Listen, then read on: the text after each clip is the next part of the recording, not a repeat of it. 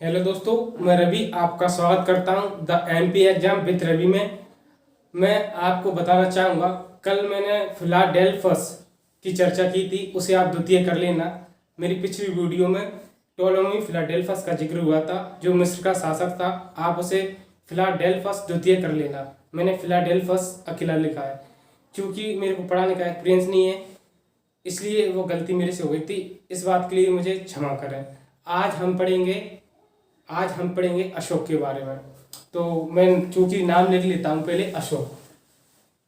अशोक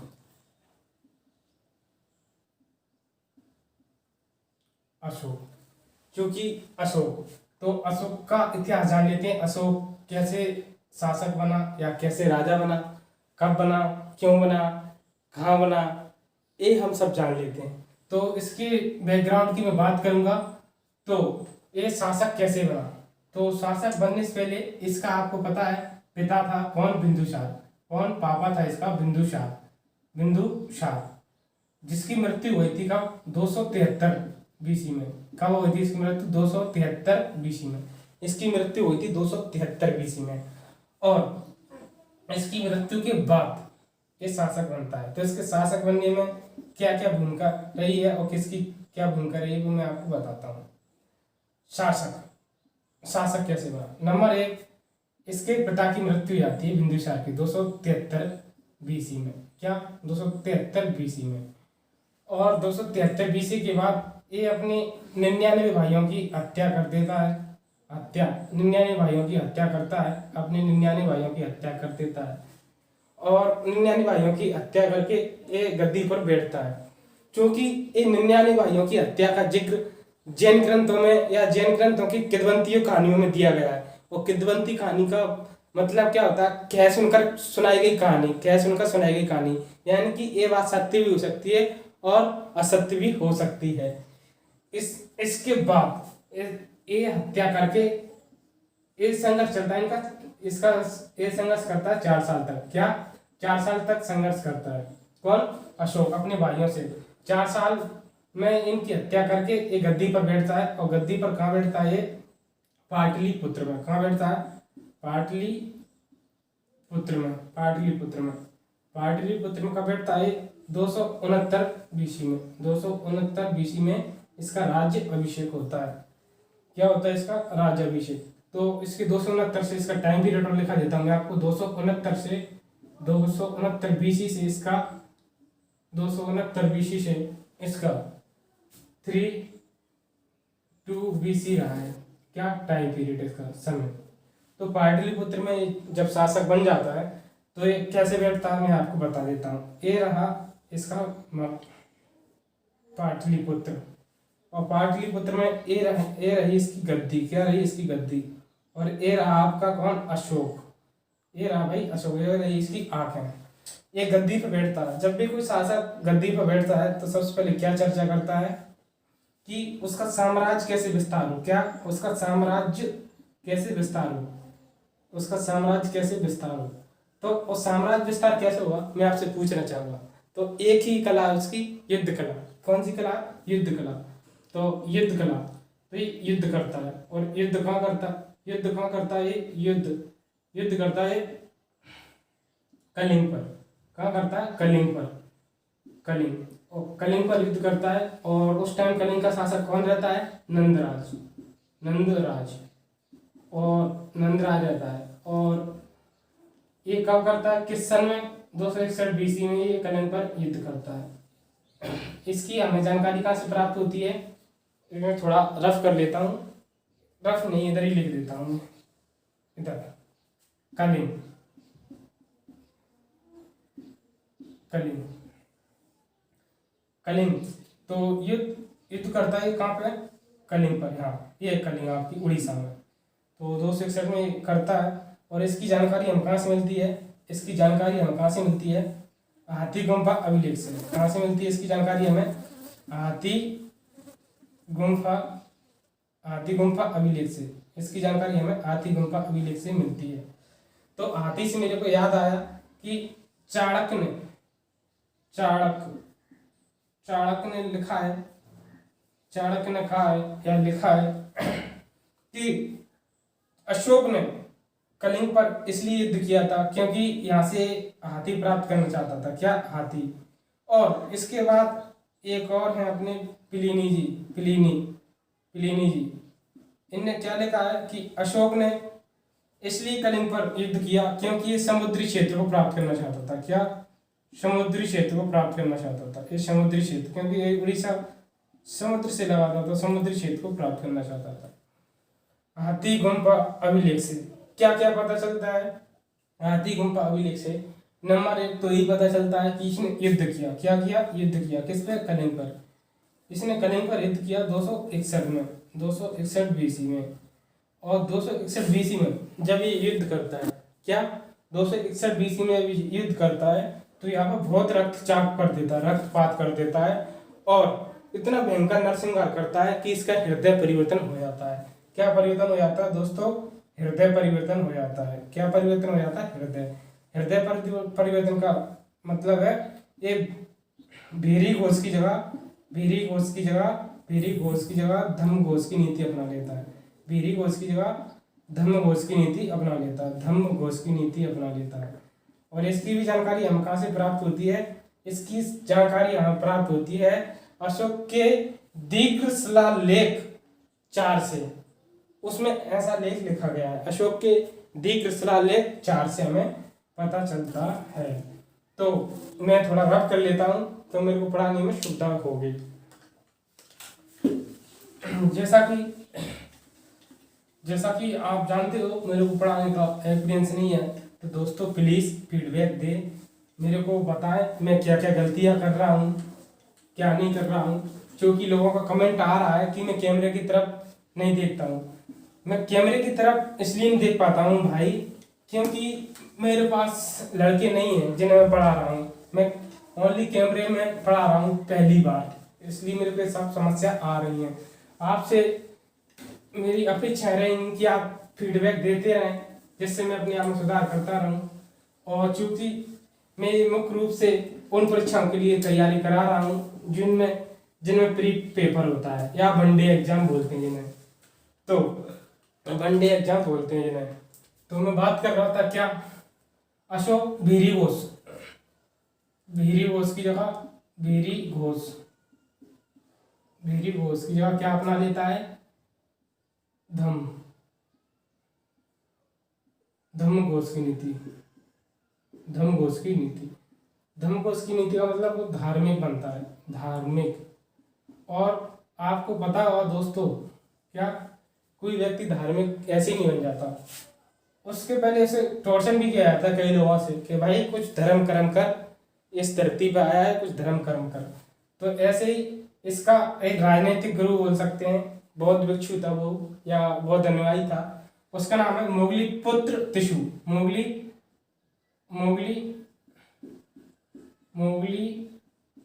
पुत्र तिश। तो मोगली पुत्र तिश ऐसे सलाह देता रहता था कि भाई ये पाप ना कर, धर्म का धर्म। और हुआ भी ऐसा ही, जब ये रक्तपात करता है तो उसके बाद ये धार्मिक नीति अपना लेता है।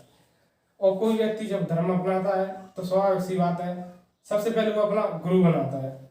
और इसके गुरु बनाने से पहले मैं आपको बता दूं, इसकी जो गुरुओं की जानकारी है वो कहाँ से प्राप्त होती है। एक आपका बौद्ध ग्रंथ है दिव्य बदान और दीपवंश। दिव्य बदान और दीपवंश। तो दिव्य बदान और दीपवंश में इसका यहाँ पे निग्रोध को गुरु बनाता है, निग्रोध। और ये निग्रोध कौन है आपको पता होगा, बिंदुसार के 100 लड़के थे, उनमें से एक सुसीम था जो कि अशोक का ही भाई था। कौन था? सुसीम। और इसने दिव्यवदान के अनुसार, दिव्यवदान का नाम क्या है? बौद्ध ग्रंथ, ये भी बौद्ध ग्रंथ है। उपगुप्त नामक बौद्ध भिक्षु से दीक्षा ली थी, इससे भी दीक्षा ली थी निग्रोध से। और इससे भी दीक्षा ली थी। क्या दीक्षा ली थी इसने? किसने? आपके अशोक ने। और दीक्षा लेने के बाद मैं आपको कुछ और बताना चाहूँगा, उसके पहले थोड़ा सा रफ कर लेता हूँ। जब कोई व्यक्ति धार्मिक बनता है तो क्या होता है बताता हूँ मैं आपको। जैसा कि आपको पता है भेरी को इसकी जवाब उसने धम्म नीति अपनाई, यानी कि वो व्यक्ति क्या बन गया? धार्मिक बन गया। जब व्यक्ति धार्मिक बनता है या धम्म की नीति अपनाई थी उसने, तो इसका पालन करने के लिए कहा था उस जनता को। क्यों कहा था? क्योंकि वो पावरफुल व्यक्ति था उस टाइम अपनी जनता के लिए। तो अपनी जनता से ही वही कार्य कराएगा जो उसे सही लग रहे हैं, या धर्म कर्म की बातें करेगा जो उसने महसूस किया है कि हाँ जीवन की सत्यता यही है। जीवन की सत्यता के साथ वो धार्मिक कार्य करता है, और धार्मिक कार्य के चलते वो धम्म का निर्माण कराता है। क्या? धम्म का निर्माण कराता है। धम्म होना होता है, धम्म का निर्माण, जिसे बोला जाता है अशोक का धम्म। अशोक का धम्म क्या बोला जाता है? अशोक का धम्म। क्या बोला जाता है? अशोक का धम्म। अशोक का धम्म। अशोक का धम्म। और इसकी जानकारी हमें कहाँ से मिलती है?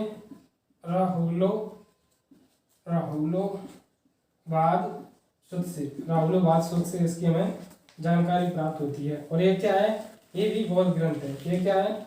ये भी बौद्ध ग्रंथ है। क्या है? बौद्ध ग्रंथ। तो इससे क्या स्पष्ट होता है कि अशोक मुख्य रूप से किसका अनुयायी था? बौद्ध। क्योंकि इसे बार बार इसके बौद्ध ग्रंथ मिले हैं, तो ये बौद्ध धर्म का अनुयायी था। इसके बाद बौद्ध धर्म, अशोक का धर्म और अशोक के धम्म। अब ये धम्म का निर्माण कराएगा दोस्तों, क्या? धम्म का। तो इसमें कुछ लिखवाएगा। क्या लिखवाएगा?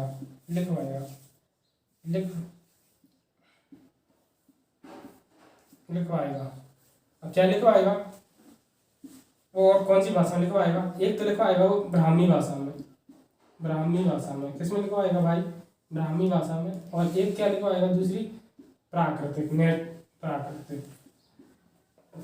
भाषा में। और किसमें लिखाएगा?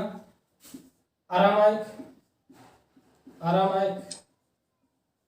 और खरोष्टी और यूनानी। किसमें लिखवाएगा? और यूनानी में क्या लिखवाएगा? अपने शिलालेख, अभिलेख लिखवाएगा। तो एक लिखवाएगा, क्या लिखवाएगा? ये तीन अभिलेख लिखवाता है। एक लिखवाता है शिलालेख, एक स्तंभ लेख और एक गुहा अभिलेख। शिलालेख, स्तंभ अभिलेख और गुहा अभिलेख। ये अभिलेख लिखवाता है। अभिलेख तीन प्रकार के। और ब्राह्मी भाषा में, प्राकृत भाषा में, अरामाइक भाषा में।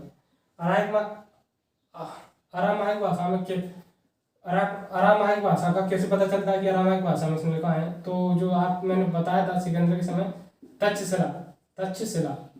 ये तक्षशिला में जो अभिलेख मिले हैं, जो तक्षशिला जो जगह है वहाँ का भी जो अभिलेख मिले वो अरामाइक भाषा में। और खरोष्टी में आपने सुना होगा सहवाजगढ़ी और मानसेरा, जो कि आज वर्तमान पाकिस्तान में। क्या? वर्तमान पाकिस्तान में मानसेरा। ये दोनों खरोष्टी लिपि में। और यूनानी का कैसे पता चलता है? हमें कंधार से और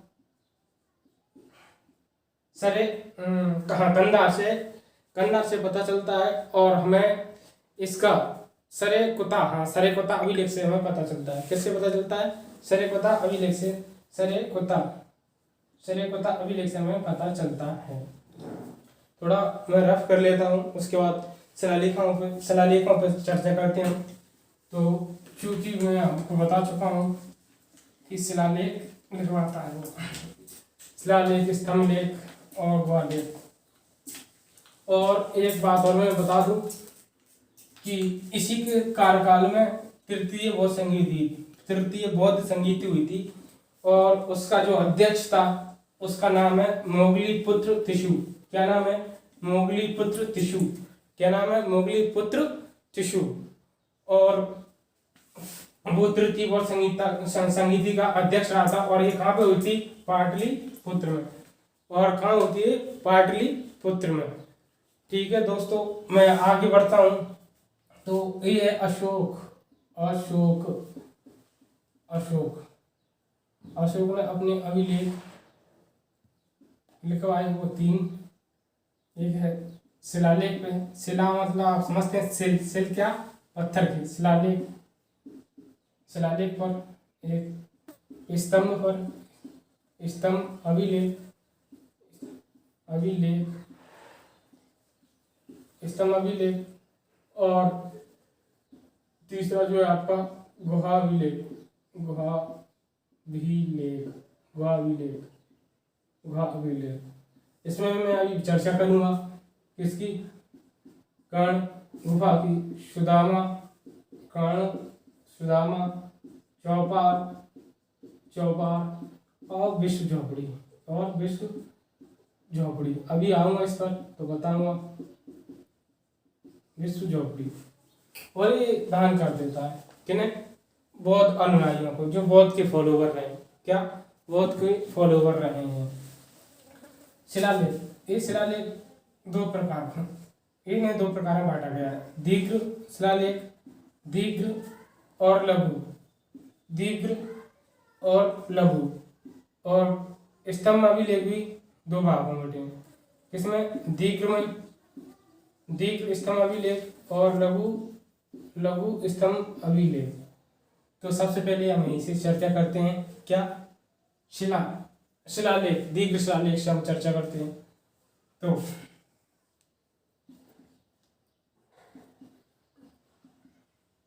रफ कर लेता हूँ ये थोड़ा सा, मैं कर लूँ? हाँ, कर ही लेता हूँ।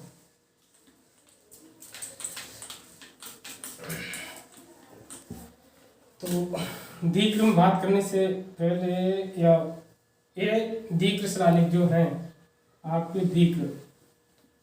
दीर्घ शिलालेख ये 8 स्थानों से प्राप्त हुए हैं। क्या? 8 स्थानों से प्राप्त हुए हैं। और इनकी संख्या कितनी है? इनकी संख्या 14 है। इनकी संख्या कितनी है? 14 है। इनकी संख्या कितनी है? 14 है। और ये 8 स्थानों से प्राप्त होते हैं। वो 8 स्थान है आपके कौन कौन से? यहाँ पे आपका पाकिस्तान, तो शहबाज गढ़ी, शहबाज गढ़ी, मानसहरा, मानसहरा, मानसहरा, शहबाज गढ़ी, मानसहरा। और यूटी यानी कि आपके उत्तराखंड में आपका कालसी, कालसी, ये कालसी स्थान है, ये यहाँ से प्राप्त हुई है। और आपके नीचे सोपारा, सोपारा आपका है महाराष्ट्र में। क्या? सोपारा, सोपारा के बाद और यहाँ पे आपका गिरनार, गिरनार जो कि आपका गुजरात में, आपका गुजरात में। और यहाँ आपके आंध्र प्रदेश में एन्नोर, एररगुड़ी, सॉरी एररगुड़ी, एररगुड़ी, एररगुड़ी के बाद आपका जो है यहाँ पे जो उड़ीसा है वहाँ पे है धौला, जोगड़,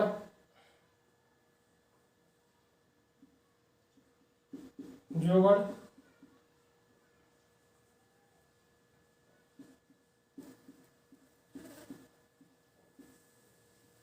जोगड़ और धौला, धौला। ये दोनों उड़ीसा में, ये दोनों उड़ीसा में। धौला और जोगड़ और धौला ये उड़ीसा में। और देखते हैं इनकी संख्या पूरी हुई क्या? 1 2 3 4 5 6 7 8। तो दोस्तों मेरा आपको सजेशन रहेगा कि आप ऐसे याद करें मैप के थ्रू कि आप पाकिस्तान 1 2 और जो 3 इसी के सिमिलर लें। फिर उसके बाद आप गुजरात याद करें 30 नंबर पर, चौथे पर आप सोपारा याद करें। इसके बाद आप एररगुड़ी याद करें, फिर जोगड़ और धौला याद करें। क्या? जोगड़ और धौला याद करें। क्या करें आप? जोगड़ और धौला याद करें। जैसा कि दोस्तों ये अपने शिलालेख हो गए 8। क्या शिलालेख हो गए 8 जगह से, ये 14 हैं। अब इनमें बात कर लेता हूँ मैं किसकी, ये इनमें लिखा क्या क्या है, दीर्घ शिलालेखों में क्या शिक्षा दी गई है, उस पर भी मैं चर्चा कर लेता हूँ। तो इस पर चर्चा कर ली। सबसे पहले इस जो दीर्घ शिलालेख लेख में जो पहला लेख लिखा है, लेख, ये लेख लिखा है लेख, उसमें क्या बात कही गई है या क्या लेख लिखा गया है, ये दीर्घ शिलालेख है ये पहला। और इसमें क्या लेख लिखा गया है वो मैं चर्चा कर लेता हूँ। जो आपका पहला है उसमें पशु बलि की निंदा की गई है। क्या की गई है, पशु बलि की निंदा की गई है, पशु बलि की निंदा की गई है। और जो आपका दूसरा है 2 वाला, उसमें चिकित्सा की बात की गई है। और चिकित्सा भी किसकी भैया, चिकित्सा आपकी पशुओं की और मनुष्य की, किसकी, पशुओं की और मनुष्य की। इसके बाद इसका जो तीसरा अभिलेख है, दीर्घ शिलालेख अभिलेख, उसमें जो लेख लिखा है वो तीसरे में क्या लिखा है कि तीसरे वर्ष जो अशोक ने महामात्र नियुक्त किए थे वो हर 5 वर्ष में अपने नगर की या यात्रा करेंगे। क्या करेंगे, यात्रा या भ्रमण करेंगे। हर 5 वर्ष में अपने नगर का भ्रमण करेंगे और भ्रमण करके बताएंगे कि नगर में सारी धार्मिक नीतियां सही से फॉलो हो रही हैं या नहीं, और नहीं हो रही तो उन्हें फॉलो कराया जाएगा। इसके बाद जो चौथे नंबर पर है, मैंने अभी बताया था कि अशोक, इसमें लिखा है कि अशोक ने भीरी घोष की जगह धम्मघोष, इसमें धम्मघोष अपना लिया था, भीरी घोष की जगह क्या अपना लिया था, धम्मघोष। और इसके बाद जो आपका पांचवा है इसमें नियुक्ति करता है महामात्राओं की नियुक्ति, किसकी, महामात्राओं की, उसके अधिकारियों की नियुक्ति करता है कौन, अशोक। इसमें ये दिए गए हैं। और छठवें पर इसने दिए शिक्षा किसकी, धर्म के पालन की शिक्षा दी है।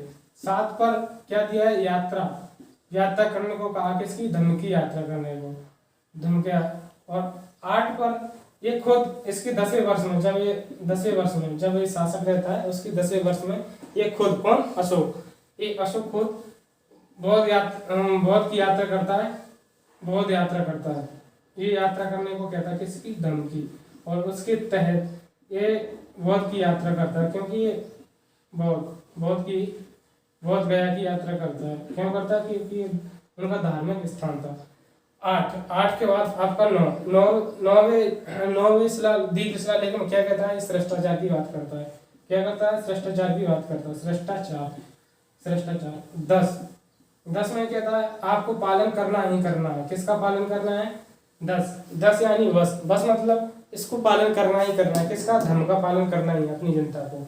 और 11 में क्या करता है, 11 में एक धर्म के कहता है कि धर्म से बड़ा दान कोई नहीं है, धर्म का दान करें, धर्म का। और 12वें शिलालेख में क्या कहता है कि सभी सामुदायिक के धर्मों का पालन करें, और 13वें में आपको जैसा कि पता है, 13वें शिलालेख से क्या पता चलता है, कलिंग की युद्ध की लड़ाई का। क्योंकि आप अभी पूछोगे कि मैंने हाथी गुम्फा अभिलेख का जिक्र किया था, हाँ वो यही है, हाथी गुम्फा अभिलेख। तो 13वें शिलालेख में कलिंग की लड़ाई का पता चलता है। और 14वें जो शिलालेख की बात करता है उसमें क्या करता है, 14वें शिलालेख में कि सभी को धार्मिक बनने की सलाह देता है। क्या, सभी को धार्मिक बनने की सलाह देता है। इस प्रकार हमारे दीर्घ शिलालेख कंप्लीट होता है। अब हम आते हैं लघु शिलालेख पर। क्या आते हैं, लघु शिलालेख। चूंकि लगभग 18 हैं और उनमें से जो मुख्य रूप से इम्पोर्टेंट है मैं उन्हीं पर चर्चा करूंगा। और आपको पता है दोस्तों, मैं डायरेक्टली पढ़ा रहा हूँ तो मेरे को थोड़ा सा दिक्कत भी होती है पढ़ाने में, और एक्सपीरियंस भी नहीं है, और मेरी नेचुरली लैंग्वेज है, क्योंकि मैं बहुत दिन से गांव में रह रहा हूँ, इसलिए मेरे को दिक्कत होती है। तो मैं आपको बता देता हूँ अशोक के लघु शिलालेख, लघु शिलालेख, अशोक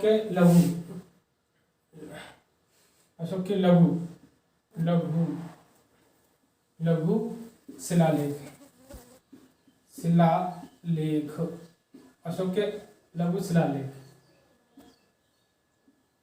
तो इसमें भी सबसे पहले मैं बात करूंगा किसकी, आपके बिहार की इधर बिहार है आपका, इधर राजस्थान,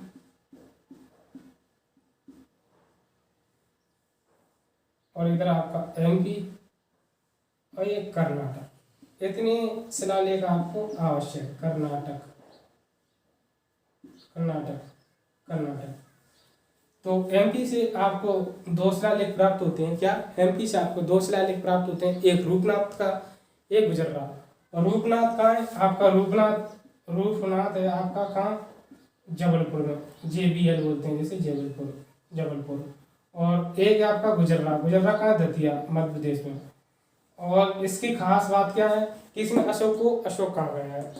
और इसके बाद यहाँ पे राजस्थान में कौन सा? भाबरू या बैराटी बोलते हैं इसे, भाबरू अभिलेख। इसमें क्या कहा गया है? अशोक को प्रिय नाम देवदर्शी कहा गया है, देवताओं का प्रिय। और बिहार में है आपका सासा राम अभिलेख से इसका पता चलता है। इसके बाद कर्नाटक में मास्की से पता चलता है, अशोक का नाम अशोक, मास्की। और मास्की मैट्टूर से भी इसके नाम का पता, अशोक का नाम अशोक पता चलता है, मैट्टूर। उदयगोलम से भी, ये भी कर्नाटक में। इन 4 से मास्की, मैट्टूर और उदयगोलम से अशोक का अशोक नाम मिलता है इनमें। क्या? अशोक का अशोक नाम, क्योंकि इतने ही महत्वपूर्ण है। इसके बाद मैं चर्चा कर लेता हूँ किस पे? अशोक के स्तंभ अभिलेख। और स्तंभ अभिलेख में भी कौन सा स्तंभ अभिलेख? स्तंभ अभिलेख में आपका दीर्घ स्तंभ अभिलेख। तो पहला जो अभिलेख है वो अपना दिल्ली मेरठ। कौन सा? ये आपका दीर्घ स्तंभ मतलब खड़ा हुआ स्तंभ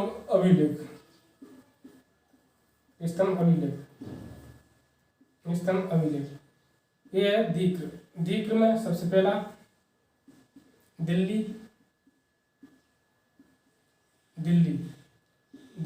मेरठ।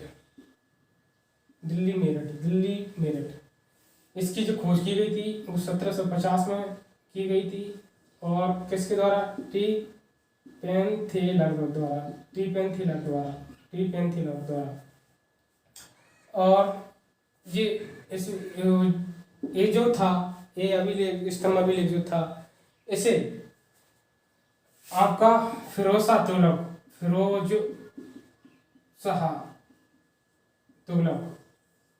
कौन?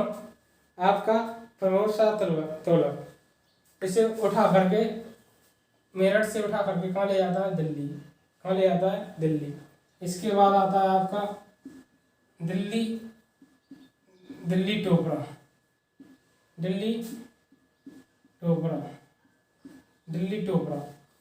इस यहाँ ये टोपरा जो स्तंभ अभिलेख है, इसे सबसे पहले 1837 में जेम्स प्रिंस ने पढ़ा था। किसने? जेम्स प्रिंस ने। 1837 में किसने पढ़ा था? जेम्स प्रिंस ने। जेम्स प्रिंसेज ने इसे पढ़ा था 1837 में। किसने पढ़ा था? जेम्स प्रिंसेज ने। टी पेन्थिलर ने 1750 में दिल्ली मेरठ की खोज की थी। और फिरोज शाह तुगलक ये भी टोपरा जो स्तंभ अभिलेख है, इसे दिल्ली लेकर आया था। इसके बाद जो हम चर्चा कर लेते हैं, लोहिया अर्राज, लोहिया नंदनगढ़ और रामपुरवा। लोहिया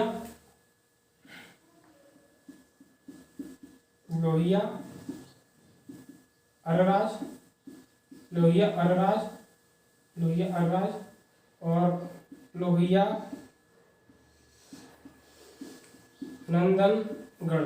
नंदनगढ़ और रामपुरवा। ये तीनों आपके बिहार में है। ये कहाँ है? आपके बिहार। और इसके बाद एक और आता है आपका 7वें नंबर का, उसका नाम है प्रयाग। प्रयाग प्रयाग और प्रयाग के बारे में खास बात क्या है कि अकबर के शासनकाल में इसे जहांगीर कौशाम्बी से उठा करके कहाँ ले गया था? इसे ले गया था इलाहाबाद।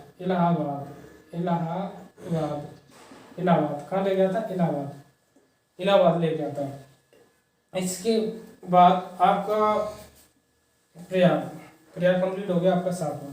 इसके बाद अपन इसकी चर्चा कर लेते हैं लघु शिलालेखों की, या लघु शिलालेखों से पहले थोड़ी इसमें इसकी शिक्षाओं की बात कर लेता हूँ। इसमें जो अशोक ने क्या लेख लिखा है या क्या शिक्षा दी है उनकी बात कर लेता हूँ। तो दोस्तों मेरा फीडबैक जरूर दें।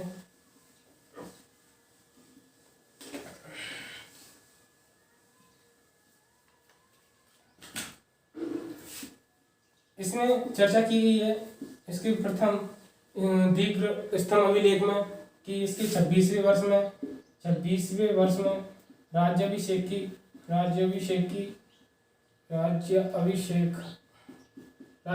की और दूसरी में इसने ये बताया है दूसरे स्तंभ में कि धम्म क्या है। तीसरे में इसने बताया है मन वचन कर्म से अपनी इंद्रियों पर नियंत्रण करना। और आपके जो चौथा है, चौथे में मृत्युदंड, जो कि मृत्युदंड उसे जिसको मृत्युदंड दिया गया है उसे कम से कम तीन दिन की मोहलत दी जानी चाहिए। कितने दिन की? 3 दिन की मोहलत दी जानी चाहिए। और पांचवें में जो दिया गया है, इसका क्या दिया गया है, जो प्राणियों की जो प्राणी हैं पशु हैं उनकी हिंसा ना करें।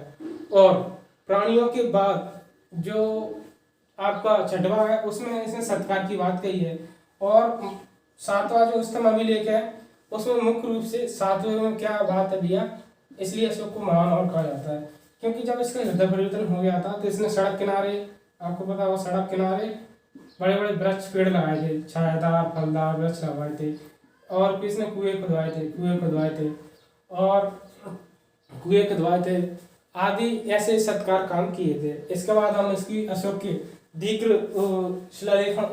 स्तंभ लेखों के बाद अभिलेखों के बाद हम इसकी बात कर लेते हैं लघु की। लघु में सबसे पहले आता है आपका सारनाथ। आप बता सकते हैं सारनाथ का है?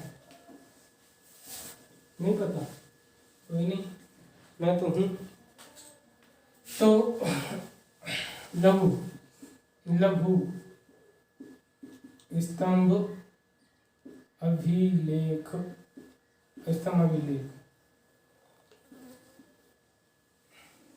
ये पहला है जो आपका सारनाथ। ये सारनाथ का बनारस या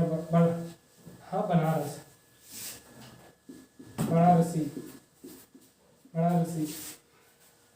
और इसमें क्या है, आपने देखा होगा ये 4 शेर हैं, ये एक दूसरे पीट कर बैठे हैं। क्या पीट कर करके बैठे हैं?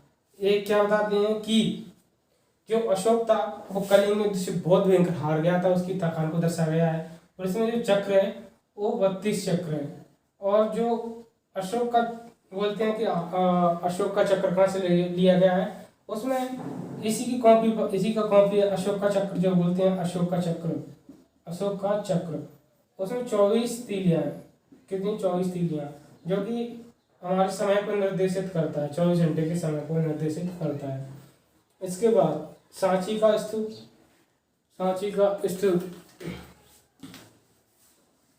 ये फीडबैक जरूर दें। सांची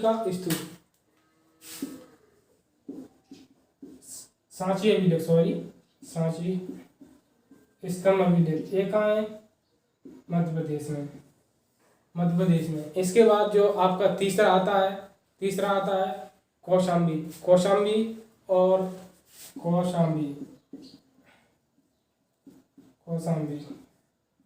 रुमनदेही। रुमनदेही, रुमनदेही, रुमनदेही। और आपका जो अंतिम है वो निताली, हाँ निताली, निताली सागर है, निताली सागर, निताली सागर, निताली सागर है। कौन सा है? कौशाम्बी, रुमनदेही, निताली सागर है। कौशाम्बी इसकी एक अशोक की पत्नी थी, कारुबाकी, कारुबाकी। उसके बारे में चर्चा की गई है। किसके बारे में? कारुबाकी के बारे में चर्चा की गई है। इसलिए इसे रानी का अभिलेख भी कहा जाता है। क्या? रानी का अभिलेख कहा जाता है। और रुमनदेही, रुमनदेही में चर्चा करता है कि अशोक अपने कर को घटा करके 1/8 कर देता है। क्या कर देता है? 1/8 कर देता है। और यही सबसे छोटा अभिलेख है। क्या? यही सबसे छोटा अभिलेख है। और निताली सागर, निताली सागर जो कि नेपाल के पास में है, निताली सागर, निताली सागर। इसके बाद हम चर्चा कर लेते हैं इसकी। अब मैंने बताया था गुहा, गुहा अभिलेख की, तो गुहा अभिलेख की चर्चा कर लेते हैं।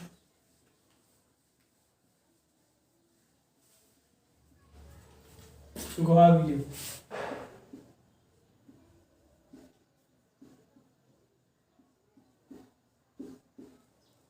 गुहा अभिलेख अभी मैंने बताया था कर्ण, सुदामा, चौपाल और विश्व झोंपड़ी।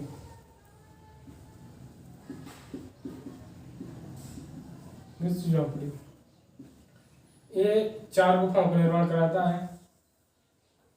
ये 4 गुफाओं का निर्माण कराता है और इन्हें दान में दे देता है। किन्हें? बौद्ध भिक्षुओं को या बौद्ध अनुयायियों को ये दान में दे देता है। किनको दे देता है? बौद्ध भिक्षुओं को दान में दे देता है। इसके बाद मैंने आपको बता दिया था कि इसके ही कार्यकाल में तीसरी बौद्ध संगीति हुई थी। और इसके बाद हम चर्चा कर लेते हैं इसके